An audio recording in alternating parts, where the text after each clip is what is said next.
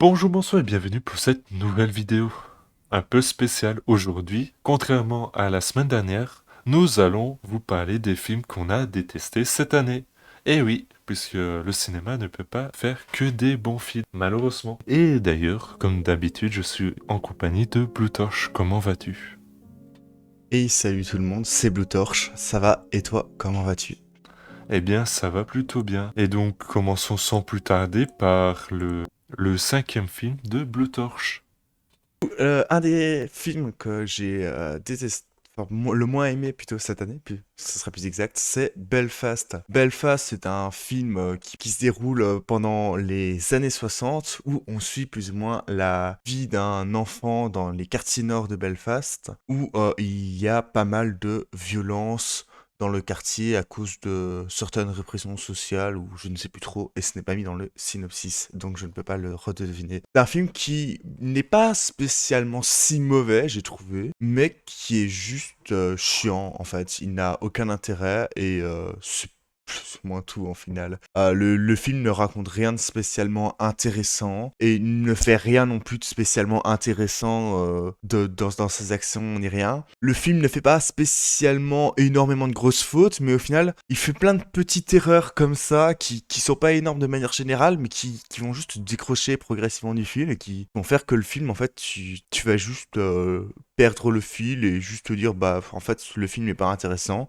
Et au final, c'est ce qui fait que le film se retrouve dans cette liste. C'est un film dont au final, tu l'as vu et une semaine après, tu l'as déjà oublié tellement le film est inintéressant. Et toi, Divan, parle-nous d'un film que tu n'as pas aimé. Eh bien, tic et tac, les Rangers du risque. L'année dernière, j'avais commencé ce flop par Space Jam 2. Et les films sont très similaires. Pourquoi? Parce que les deux ont très peu à raconter et sont des films en mêlant prise de vue réelle et animation. Pourtant, Disney a cru bon de faire la même erreur que Warner en montrant tout son catalogue et faisant des petites blagues par ici par là pour embêter les copains, notamment la Beowulf ou le Pôle Express qui sont raillés dans le film malheureusement. Ça en fait pas un très bon film, ça en fait plutôt un film qui enchaîne péripéties les unes après les autres, sans aucun réel but, si ce n'est montrer les catalogues, évidemment. Les incrustations numériques sont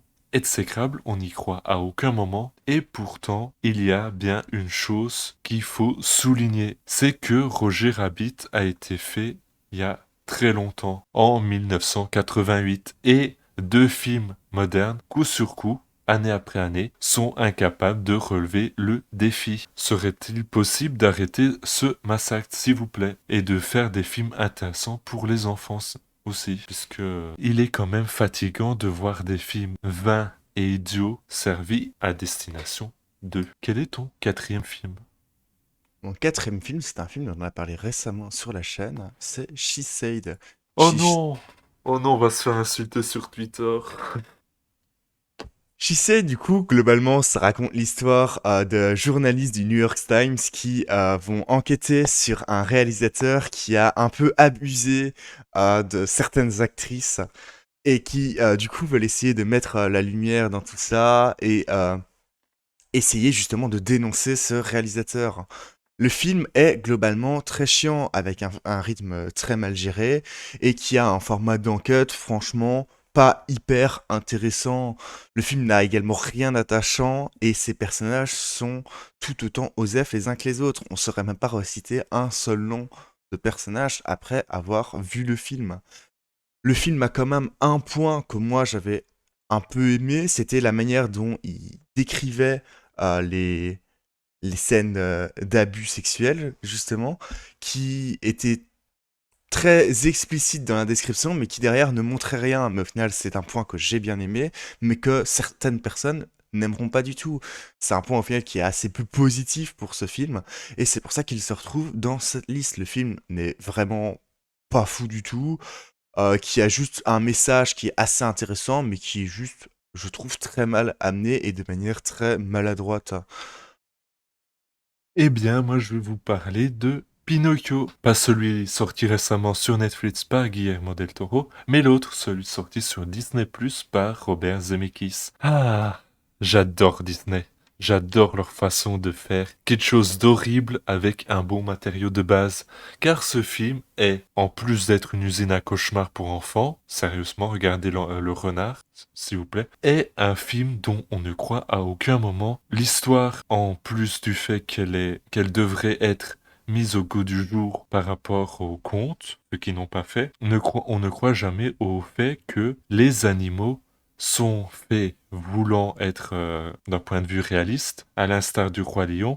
Cependant, c'est totalement aberrant de voir un renard parler à un pantin en bois qui parle eux-mêmes à une sauterelle. On a l'impression d'être sur le début d'une mauvaise blague. Et pourtant, ils l'ont fait. Ils l'ont même fait et l'ont posté sur Disney.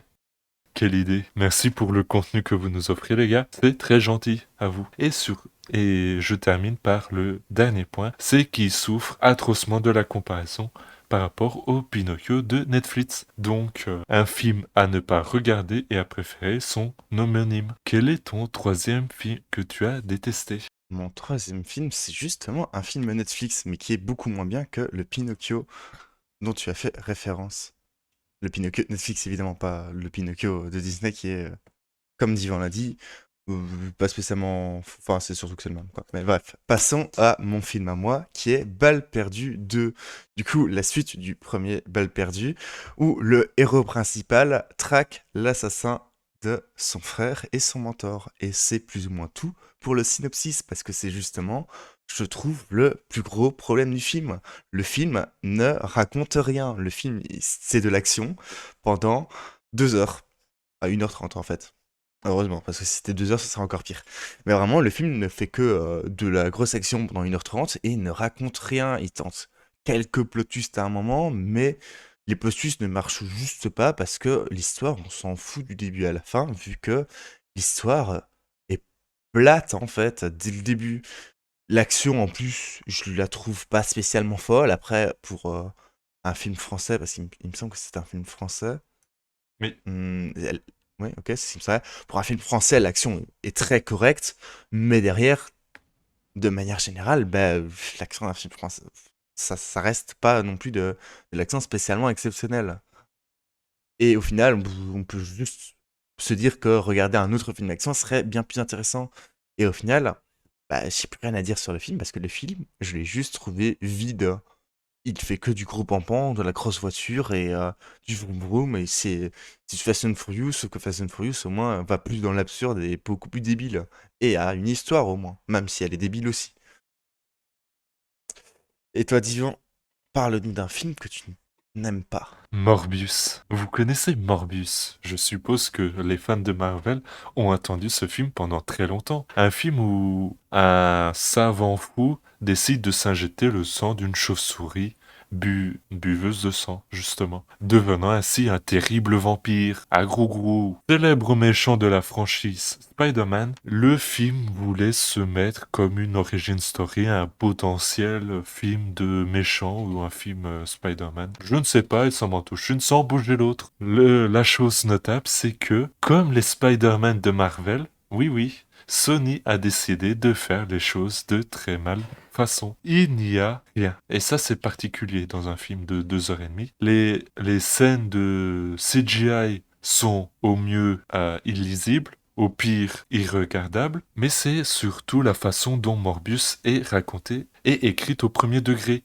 Tout met en évidence le mythe du vampire avec sa gravité, sauf que tout est risible, absolument tout est ridicule, il n'y a rien qui peut être pris au sérieux, créant un film bizarrement se voulant un film d'action et avec des scènes de discussion interminables, créant un film bancal sur un rythme faux. Et pourtant, l'abîme de nullité et le vide qui est créé par ce film est incroyable et redéfinit même la caractéristique de nullité qu'on aurait pu attribuer à Venom. Il fut un temps. Dommage. Bon, plus que 4 films pour avoir les Sinister Six.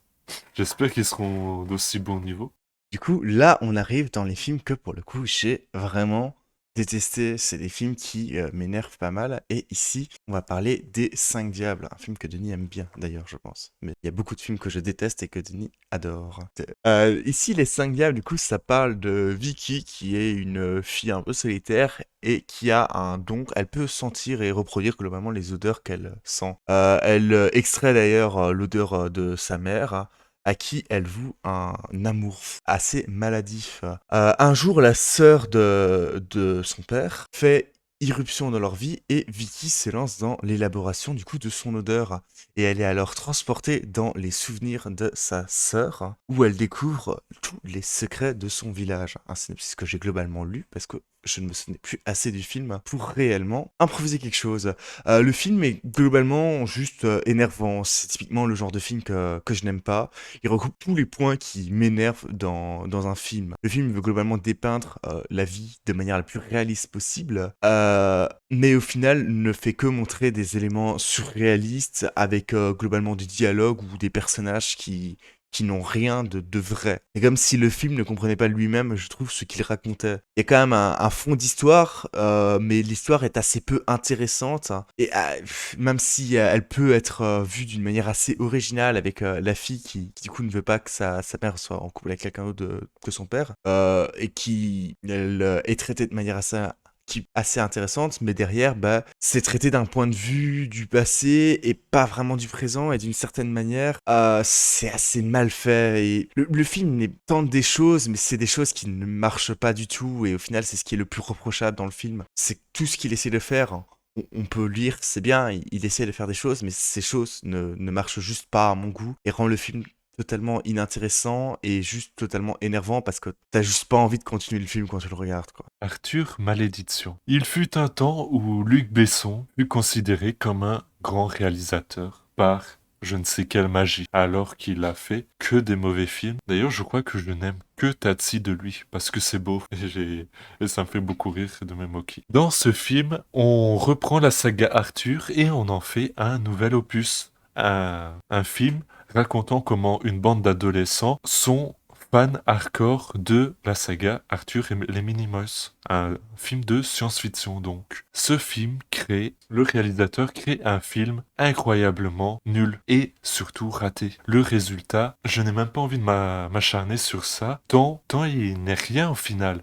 Il est l'élan veule et vain d'un réalisateur se voulant encore sur la scène alors qu'il est oublié de tous, depuis le Valérian et Laureline qui est un énorme échec, autant financier que cinématographique. Puisque je reviens à Arthur et les Minimoys, puisque le film aligne cliché sur cliché. Il commence par un noir incapable de parler en français, un geek obsessionnel qui pue, et qui continue par un puceau candide qui a envie de pratiquer un coït avec une pseudo-princesse. Alors, vous pensez que j'exagère, mais non. Je décris vraiment le film là. Le problème est lorsque le film essaye de se donner du genre, enfin, se donner un genre en faisant du genre et en créant avec aussi autant de subtilité les ressorts, les rebonds, les intérêts scénaristiques avec autant d'habileté. Surtout venant d'un film qui,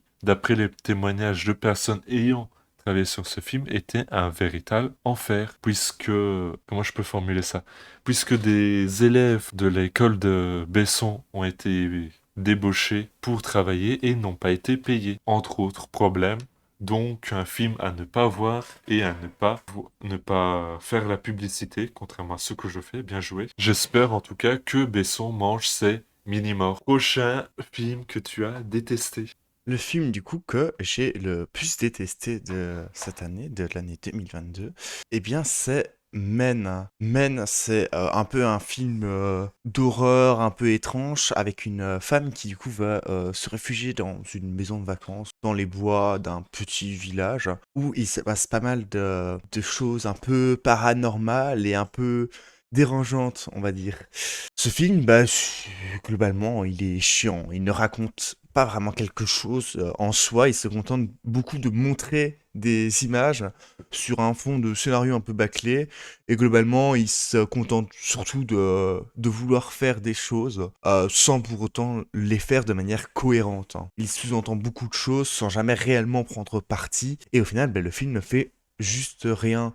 Pour moi, ce film, c'est clairement juste un ensemble d'images, de scènes qui ont été mises ensemble de manière plus ou moins réfléchie, mais sans réellement avoir du sens entre elles. Et c'est plus ou moins tout au final. C'est vraiment le réalisateur avait des idées de choses à faire. Et au lieu d'essayer de les agencer bien ensemble, il les a mis ensemble et c'est tout. Il n'a pas essayé de réellement faire des liens entre les choses et c'est plus ou moins tout. Je me doute pas que le film a réellement un travail derrière, hein, et qui a réellement une réflexion qui peut être intéressante à avoir, mais derrière, c'est juste si tu ne veux pas avoir cette réflexion, si tu veux juste te contenter de regarder le film à ton aise, le film n'apportera juste rien, tu détesteras le film et c'est plus ou moins tout. Et c'est globalement ce qui m'est arrivé. Le film en plus est assez dérangeant dans ce qu'il montre, au point où le film peut même aller jusqu'à te donner du dégoût, mais ce qui n'est pas vraiment pas fou pour un film, parce que t'as juste pas envie de continuer un film qui te dégoûte de base. Enfin, genre, vraiment, le film est très peu intéressant avec une histoire qui honnêtement aurait pu faire que le film durait 30 minutes avec un court-métrage un peu long et c'est plus ou moins tout, et ça aurait certainement été bien mieux pour ce film. Vraiment, le film pour moi n'a pas de sens, n'a pas d'intérêt et est juste nul. Après, j'aimerais faire un petit disclaimer, vu que c'est plus ou moins le dernier, enfin vu que c'est le dernier film dont je parlerai de cette vidéo, mon avis n'est pas du tout omnipotent, hein. Comme j'ai dit, Divan aime bien certains films de ma sélection des pires films de l'année. Moi, j'aime bien certains films que de sa sélection à lui. Enfin, bon, non, de sa sélection, j'en ai pas vu beaucoup, enfin, au final. Mais voilà, clairement, de toute façon, ces films-là, vous pourriez les aimer. Donc, même si je vous dis n'allez pas les voir, honnêtement, si le film vous tente, n'hésitez pas à aller les voir. Et ça vaut pour tous les films de ma liste et celle de Divan. Et toi, du coup, Divan, sur ces belles paroles, quel est ton pire film de cette année? Ah bah je suis pas du tout d'accord. Justement, on n'allait pas avoir Morbius, Arthur ou Mort sur le Nil, dont je vais vous parler présentement. Et ouais, ça travaille les transitions. Mort sur le Nil est la nouvelle aventure d'Hercule Poirot fait par Kenneth Branagh. Ah, c'est le seul film dont j'ai vraiment détesté. Car devant la nullité, j'ai souvent tendance à être hypnotisé, à contempler à quel point les films sont nuls. Or, ici, ça m'a énervé. Pourquoi? Parce qu'à part la scène d'introduction où le protagoniste évoque brièvement son passé, tout le film est atroce. On comprend pas beaucoup les ressorts de l'histoire. Tout se simplifie au maximum. Et surtout, il est horrible techniquement. On a l'impression de voir absolument tout ce que le cinéma peut être artificiel réuni en un film. Et c'est dur quand tu penses que certains décors sont réels. Mais c'est encore plus dur quand tu penses que certains plans larges ressemblent à des cinématiques de PS2. C'est vrai, soyons honnêtes. L'ambition du réalisateur n'a pas été plus loin qu'un découpage farfelu de champ contre champ hasardeux, sans aucune originalité, évidemment, puisque c'est le cinéma américain et peu de choses est original. Je ne vais pas vous parler des multiples anachronismes et de la bêtise sous-jacente au film. Je vais me contenter de clôturer mon avis en disant que je trouve que le film mérite bien la comparaison avec Artemis Fowl et car ils sont sur le même piédestal. Merci d'avoir suivi cette vidéo, s'il vous plaît. Si vous voulez souffrir, ne regardez pas les 3 derniers films dont je vous ai parlé. Si justement, s'ils veulent souffrir, hein, qu'ils les regardent. Là, qui regardent d'autres films nuls, mais pas ceux-là. S'il vous plaît, ne leur faites pas de la pub et n'encouragez pas les réalisateurs à poursuivre leur élan. Parce que bon, ça va me donner un ulcère tout ça. Eh bien, n'hésitez pas à regarder mes films, mais de manière totalement illégale, de manière à n'offrir aucun crédit au réalisateur, hein. Ouais, Ce serait parfait. ouais, regarde. Et vous ferez... Je suis tout à fait d'accord. Regardez les Saints Diables. Franchement, Ouais. On est d'accord, mais pas pour les mêmes raisons. exactement. Et ça, c'est la beauté du cinéma. Euh, C'est la fin de l'émission. Je tiens à vous remercier de l'avoir suivi. Si vous voulez soutenir la chaîne, vous pouvez vous abonner pour ne rater aucune émission, partager nos émissions rigolotes de presque qualité pour les faire découvrir à vos amis. Vous pouvez également laisser un petit pouce bleu avec un beau commentaire ou suivre notre compte Twitter @vous-du-bas ciné où on vous parle de l'actualité du cinéma et de notre petite chaîne YouTube. C'est fou, ma langue fourche à chaque fois sur actualité. Je vais enlever ce mot. Merci Bluetoche d'avoir participé. De rien, avec plaisir, comme toujours. On se retrouve la semaine prochaine. Salut. À plus.